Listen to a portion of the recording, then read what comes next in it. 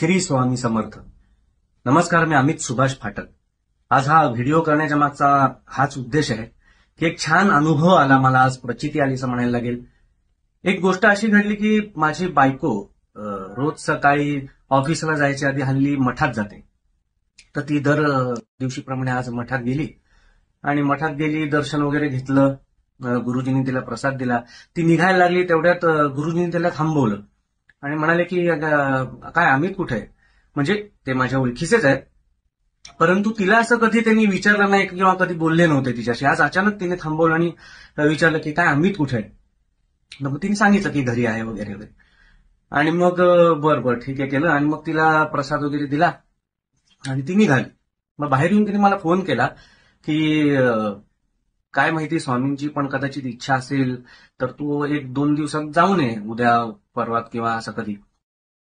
तर मी म्हटलं ठीक आहे, उद्या कशाला, आजच जातो.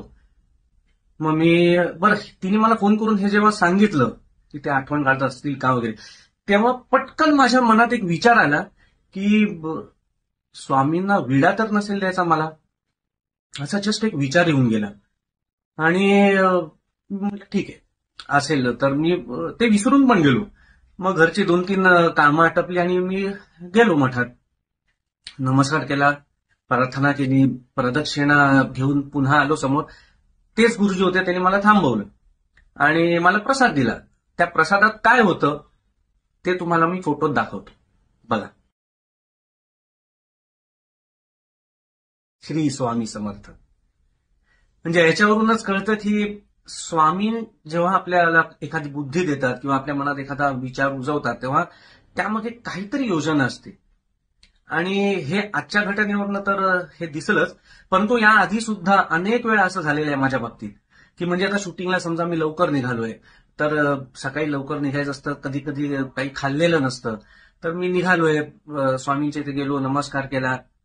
नेमकं तिथे प्रसादाच्या इथे एखादं केळं असलं प्रसादाचं, तर ते बघितल्यावर मला असं वाटतं आता आपण बाहेर गेलो इथून की शूटिंगला जायच्या आधी कुठनं तरी केळी घेऊया आणि मग जरा खाऊया, काहीतरी भूक लागली. हा विचार आला, एक प्रदक्षिणा घेऊन मी आलो आणि नमस्कार केला. तेवढ्यात गुरुजींनी मला बरोबर ते केळं दिलेले. असंच कधी वाटायचं की विड्याकडे लक्ष द्यायचं, असं वाटायचं हा विडा आता मिळाला तर काय म्हणजे सुख आहे. हा विचार आल्या मला गुरुजींनी विडा दिलाय. असं खूप वेळा झालेलं आहे की जे म्हणजे माझी नजर जाईल किंवा मला असा कुठला एखादा विचार आला की मठात, तर तो बरोबर तिथे पूर्ण घडलेला आहे.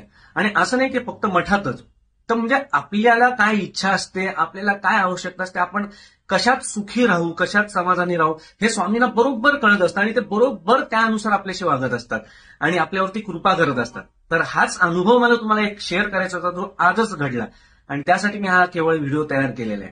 श्री स्वामी समर्थ. आता प्रसादाचा लाभ घेतो.